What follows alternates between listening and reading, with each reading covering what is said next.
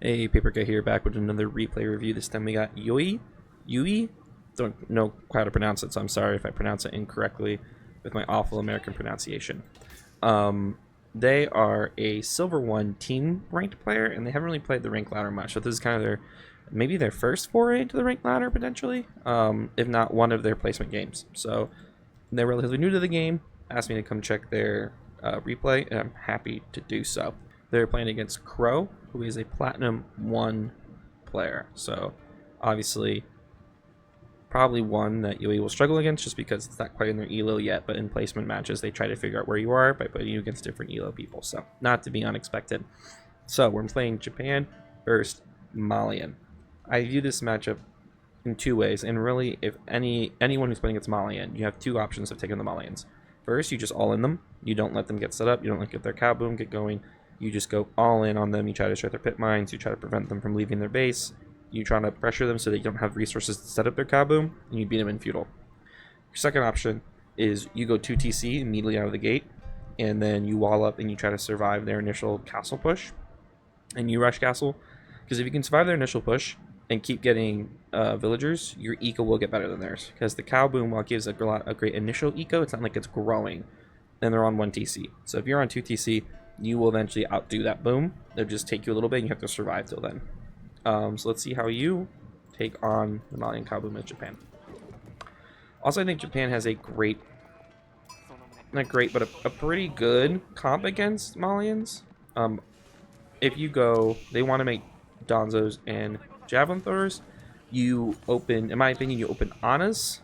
Anas will force archers. You then flip into Horsemen, which then cause them to go Donzos.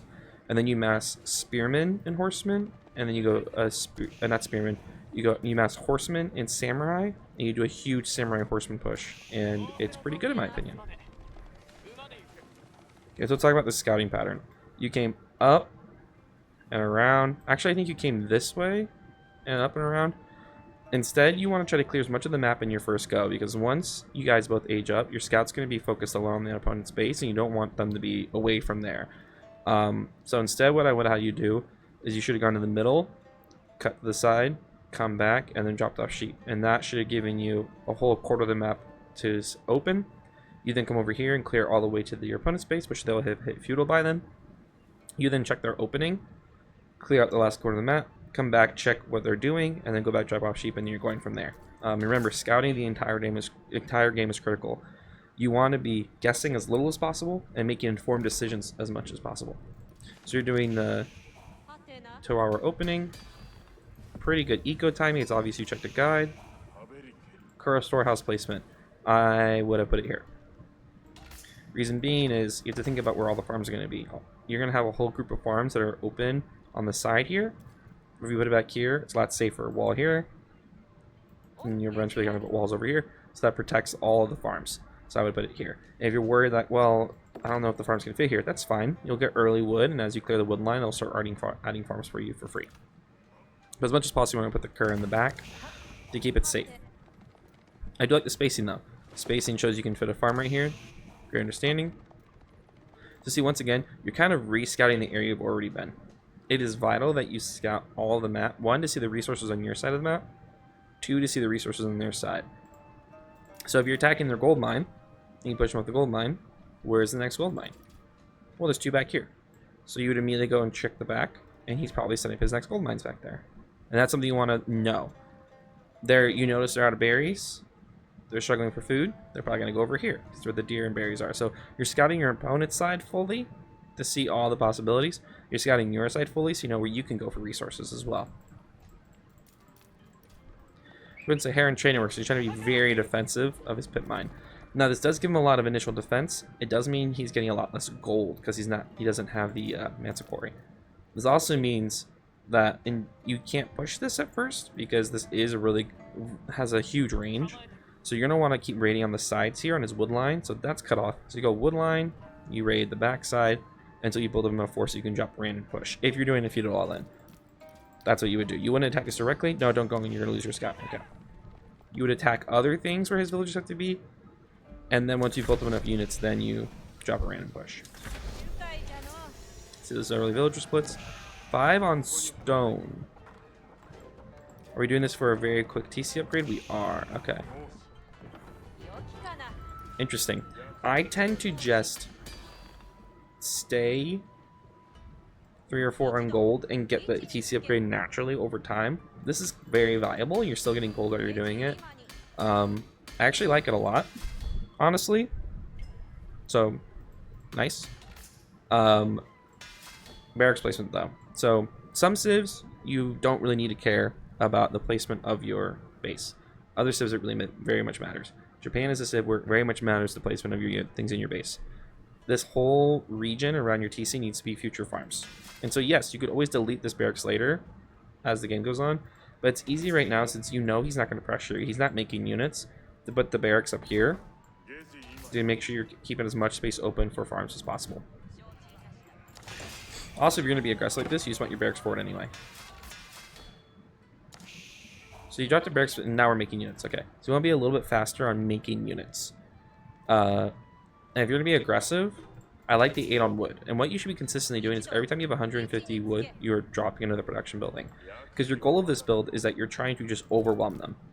Because Malians, they want to basically do as little units as possible. They want to just survive off basic units. And if you keep hard committing and adding more barracks and producing as much as possible, you will overwhelm them, which is kind of the goal. You're hoping that they just keep investing too much into eco, and then you can just overwhelm them with unit spam. But you need to keep producing production buildings. You know, if I do a long feudal, I'll have like 8, 9, 10 production buildings, which is why I also just put them up here, because you have these villagers on berries, and you can keep adding barracks as you hit 150 wood, and you can also keep adding houses, of course, as you need to. I would also invest in the Taiziaku. It's very, very good. It pays for itself very quickly, so I would do that. And then if you're going to go Anas, and then you're dropping it right now, great minds think alike. If you're going Anas, the main thing is you want to get your melee upgrades immediately, because they do so much DPS that every melee upgrade is a huge bonus to your Anas. 2, you want to get Iron Undermesh, so if they dive, they can withstand a little bit more arrow fire. And you got oh wow, we're literally thinking the same here. So we should have scouted this. Excuse me. We should have scouted this earlier, because if you had scouted this, if you had done a full scout early when you got here, and this is how much these early decisions really matter with the ripple effect of it all. If you had scouted this early, you would have seen this is where the gold is. You would then set your Anas to here immediately, and would have caught this villager. Then you can just start burning this down. He has no units, so you can start burning this down, and he can't stop it as you're building up units.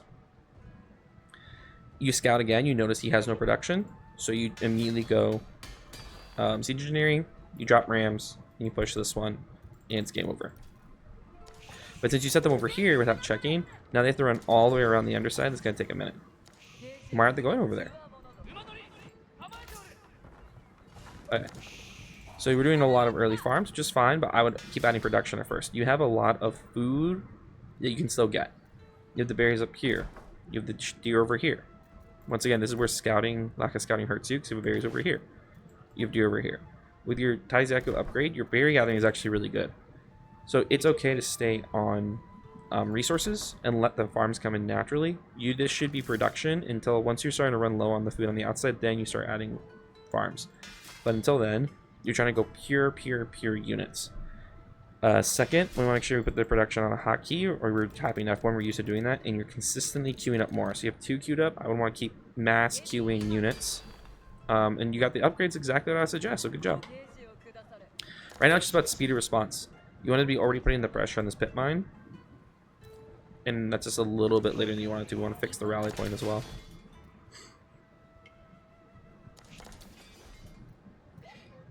You want your scout to be basically taking little dives to the TC to see if you can see units. So once again, here's an effect of this. Since you had no pressure for 9 minutes, at the 9-minute mark is when your first unit showing up.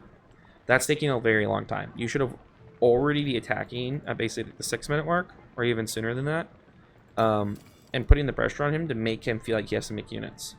Right now, since you didn't put pressure on, he has most of his cow boom set up, and he could realistically, with his current resources, ignore your units and just rush castle and probably be fine. So that's why it's so important to put that early pressure, so that they can't do this for free. That if your units were already attacking, they would feel the pressure to make units and respond. You also could have dove wood lines a lot. The power of doing of this is that you can keep running in and hitting one line again and again to force him off. And if he refuses to make units, then you can drop a very early ram and do a lot of damage with that ram because he has no units besides villagers to defend it. So you want to read these things. So if he's refusing to make units, you want to take advantage of that. And this is when the more production really matters. Like having 4 barracks. Imagine this. Imagine you have 5 barracks now, which you could produce out of that. Look at how many units you're producing. Look how much resources you have left. Producing 5 units at a time, you'd have a massive force. So even if he hits castle, you could dive the second he hits castle and basically kill him on the dive. But you're hindering yourself in your lack of units. Like the lack of production is actively hindering you. So much of this game is all about... what was that? So much of this game is just about who can invest in making lots and lots and lots of units. Don't dive that. That does so much damage to your Honest. It honestly would have been better. You know he's building the cow boom in the back. Well, at least you know now. Cow boom happens in the back. Would have honestly been better if you had just come up and just raided the cows. And destroyed them. But yeah, he just provided no pressure. Now he's going to drop his production and kill you with Mass Sofa.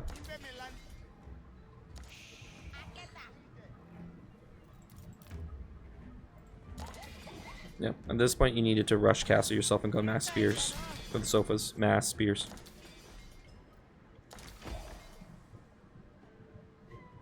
But see, here's the thing. You made all of these units, he hit castle, and you did nothing.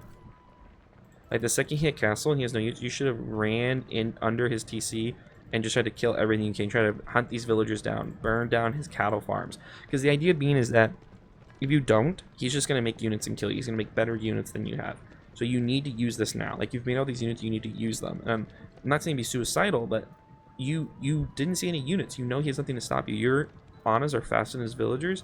You could have just chased them and mowed them down, burned down his pit mines, killed the cows, and basically nullified his or her eco. And this is a big thing I see where like we get scared of doing that, but you've made all these units for a reason, right? Just make sure you attack from the right angle. Don't attack the Sarah and Trade network. Attack via woodline and attack via the rear. But it's a thought process of if I'm going to make units, I need to use them like actively. In an alternate universe, you attack here first immediately. You then consistently dive the woodline so they never can be on wood. You then continuously run in, burn one cattle ranch, kill the cows, and run away. And you keep doing these. Like the Anas are great on these like quick raids in, kill something, run out. That's how you use them. And you just keep doing that again and again and again. You would have like 7 barracks that you're constantly pumping Anas out of, and you're just like overwhelming him before he can make enough units to stop them.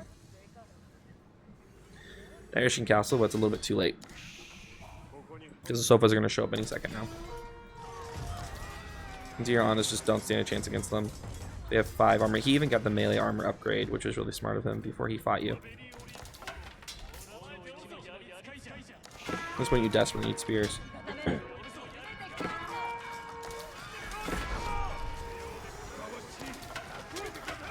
He doesn't care anymore. He'll just throw units under your TC. He doesn't care at all. Yep.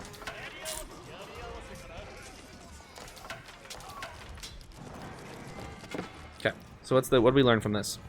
1, if you're going to do the Japanese aggressive build, 8 on wood's perfect, but you have to keep adding production because you're going to keep adding to food and some to gold. You're going to keep adding to them, and you will get a lot of units. So you need to get as many units as possible, and you want to be producing basically 1 of 1. So like you're never queuing up extra units on every production building. 2, if you're going to make units, be aggressive with them. Die wood lines. Scout so you know where the villagers are. If he's making no units, do TC dives. Like you want to use your units to do something, and then the second he hits castle, you should be dropping rams and pushing, and like immediately entering and finishing that. You could have dropped a ram at the 8-minute mark and basically ended the game because he would not make units. So the biggest thing is increase production. Your build was really, really good. Like your eco setup was really nice. You just didn't use your units aggressively when you had them, and you scouted no units, so you should have used them at that point. I hope that was helpful to you. Let me know if you have any questions, and good luck on your games.